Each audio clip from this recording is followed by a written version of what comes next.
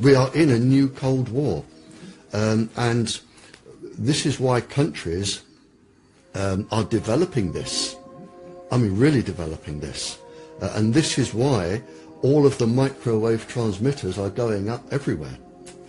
Because somebody, if they wanted to, could use them for other effects. The system is up and running. MIT was awarded a number of years ago to Woody Norris.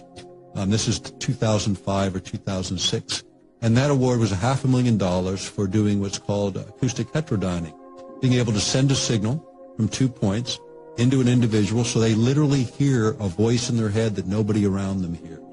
I mean, voices are the easiest ones, because all you have to do is stimulate the cochlea with a set resonant frequency. It's very easy. Voices are very easy.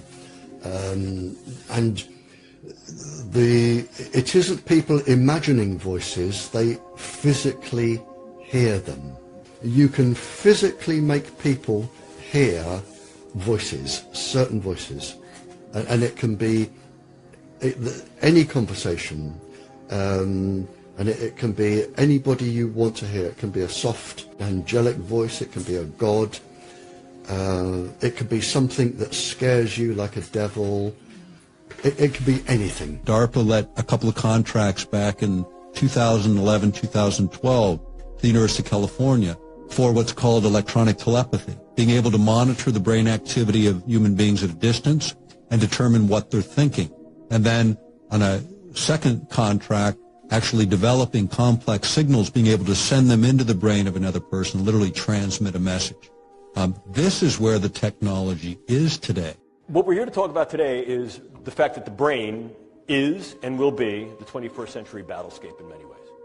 End of story. You will encounter some form of neurocognitive science that has been weaponized not only in your military career but in your personal and professional lives. It is valid, valuable, and already in operational play. The brain is the current and future battle space. What's new about this is the in-close nature of this. Increasingly, we're not seeing these things as weapons of mass destruction against gross aspects of the population. More specifically, perhaps, might be targeting individuals on a level that allows either direct attribution or covert engagement with non-attribution. Formal definition of a weapon, probably the one that you've heard about most recently, most contemporaneously in the literature, is the possibility to use some form of directed energy to affect physiology peripherally and also to affect the physiology and health of the brain.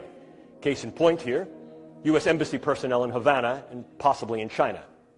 Clearly, one of the things we can also do is transcranial neuromodulation, the idea of going through the skull to modulate the node and network activity of the brain, to implant certain brain-machine interfaces. These are many of the DARPA programs that you may hear of now. Probably the one that is most notorious is something called the N3 program, which is the non-invasive neurosurgical neuromodulation program being run by their program manager, Dr. Al Mundy.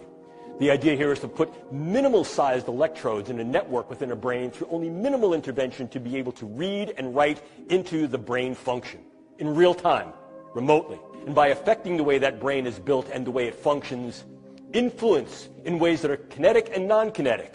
The attitudes, beliefs, thoughts, emotions, activities. Look at the power that understanding, tools, and techniques of the brain sciences afford. If you want to cause a specific psychiatric illness, you would have an infrared device that followed the person, and you would link it to a pencil-thin microwave source, so the microwave beam would always target a specific gland or a specific part of the brain or an eye or a heart.